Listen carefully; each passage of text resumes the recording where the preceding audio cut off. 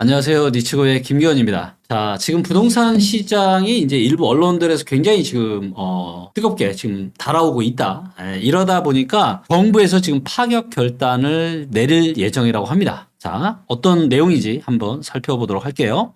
최근 나온 뉴스고요. 이대로면 집값도 발칵난다. 그래서 정부가 결국 파격 결단 내린다. 이런 기사고요. 자, 하반기에 공공택지 신규 지정과 수도권 유휴 부지 활용을 통해서 아파트 3만 가구 공급을 추진한다라고 합니다. 그래서 지금 많은 이야기들이 나오죠. 공급이 부족하다. 이런 얘기가 나오고 있기 때문에 지금 정부에서 이런 결단을 지금 내리려고 하고 있는 것 같고요. 그 다음에 이제 민간 공급을 늘리기 위해서 분양가 상한제 규제를 좀 완화하겠다. 이것도 지금 검토를 하고 있다고 합니다. 그래서 이번 달에 지금 발표 예정이죠. 뭐냐면은 주택 공급 대책입니다. 그래서 워낙 지금 또 많은 전문가들이 새 아파트가 부족하다. 공급 절벽 온다. 이런 우려들을 굉장히 많이 하다 보니까 여기에 부동산 시장이 또 뜨겁게 최근에 달아오른다는 그런 소식들이 많다 보니까 정부에서 이런 대책들을 지금 발표를 하려고 하는 거고요. 그래서 하반기 신규 택지 지구 2만 가구, 그 다음에 수도권 유휴 가구 활용해서 1만 가구, 그래서 총 3만 가구를 지금 공급을 할 계획이라고 합니다. 그리고 이제 국공유지에 신속하게 청년이나 고령자 주택을 공급을 하고 개발되지 않은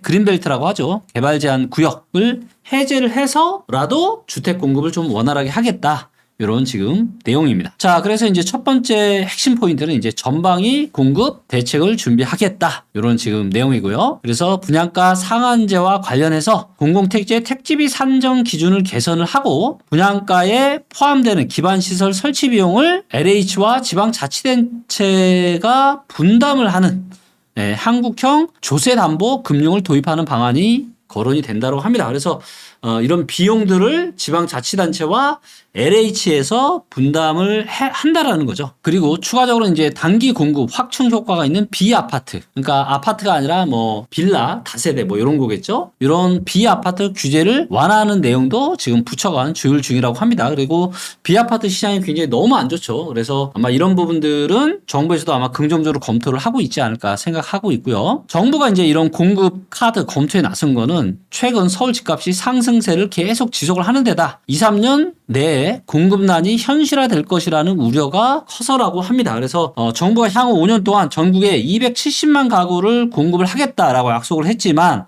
지난해 공급 선행 지표인 인허가와 착공 실적은 각각 42만 가구, 그 다음에 24만 가구에 그친 거죠. 그래서 예상보다는 굉장히 작은 실적이 이루어지다 보니까 이런 우려가 지금 있는 것 같고요. 또 이제 공사비 급등과 프로젝트 파이낸싱 PF 우려로 정비 사업과 민간 개발 사업이 차질을 지금 빚고 있는 거죠. 그래서 그러다 보니까 어떤 공급 우려에 대한 심화가 더 되는 것 같고, 그래서 이제 어떻게든 지금 공급을 지금 확보를 할 수 있도록 전방위적인 대책을 지금 강구를 하겠다. 지금 정부에서 이렇게 이야기를 하고 있는 거고요. 그래서 이제 여기 좀 보시면 2만 가구 이제 공공택지 지정, 그 다음에 수도권 유유지 1만 가구 추가 확보. 그래서 요 한 3만 가구 이렇게 확보를 하겠다는 거고, 분양가 상한제 기준을 개선해서 민간 공급을 좀 촉진을 하겠다. 그 다음에 비아파트, 그래서 오피스텔이나 도시형 생활주택 등 비아파트를 활성화하겠다. 그 다음에 도심 복합 청사 청년 임대 활용,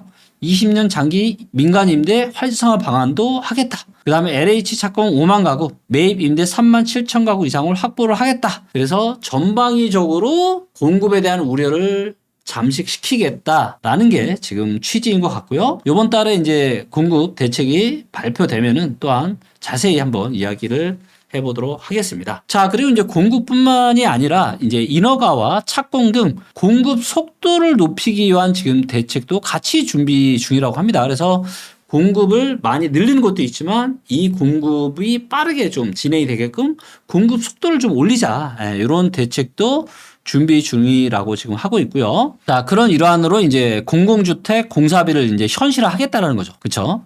그래서 각종 규제를 완화해서 주택 사업에 빨리 좀 뛰어들게끔 이런 참여율을 높이려는 이런 취지로 이런 것들이 지금 진행이 되고 있다라고 좀 보시면 될 거고요. 자, 그다음에 이제 분양가 상한제 대상 공공택지에서 택지비 산정 기준으로 감정평가액을 적용하는 등 다양한 방안을 검토 중이다라고 합니다. 그래서 분양 당시에 땅값을 인정받을 수 있는 공공시행자와 달리 민간의 경우는 구입 당시 가격만 인정을 받는 거죠. 땅값을. 그렇다 보니까 주택 공급 유인이 떨어진다라는 지적이 나오고 있어서죠. 그렇죠?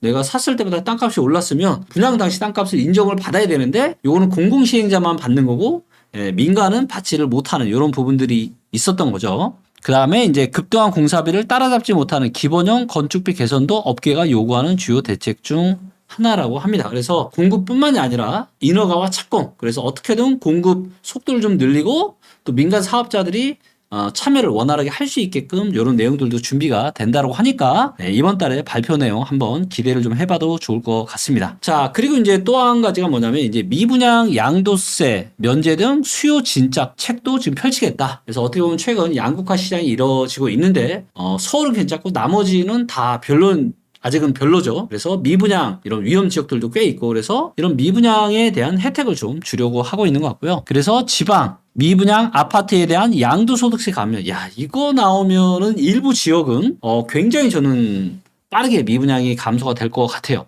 이것들은 현실적으로 상당히 도움이 좀 많이 될 것 같고요. 그래서 이제 요게 되면은 이제 미분양을 빠르게 누군가는 가져가겠죠? 세금이 없으니까. 그러다 보니까 건설사가 유동성을 확보가 되겠죠? 분양을 받으면 그 돈이 건설사로 가니까. 그리고 유동성이 확보되니까 신규 사업에 또 나설 수 있는 기반도 마련이 되겠죠. 그리고 공급 효과가 빠른 오피스텔, 빌라, 생활형 숙박시설 등 비주택에 대한 주택수 산정 완화. 이런 거는 뭐다? 주택수에서 빼주겠다. 이런 거. 그 다음에 세제 완화, 준주택 인정 등도 거론이 된다라고 합니다. 그래서 아마도 이런 요인들이 아마 이번 대책에 발표가 된다라고 하면은 상당히 특히 최근에 이제 미분양 때문에 고생이 많은 그런 지방의 일부 지역들 앞으로 좀 상승할 가능성이 높은 그런 일부 지방 지역들에게는 굉장히 좀 도움되는 그런 내용이라고 생각하고 있고요. 이런 것들이 지금 대한민국 부동산 PF 문제가 해결이 되는데 조금이라도 도움이 될 것 같습니다. 리치고 TV 오늘 내용 여기까지 마치도록 하겠습니다. 감사합니다.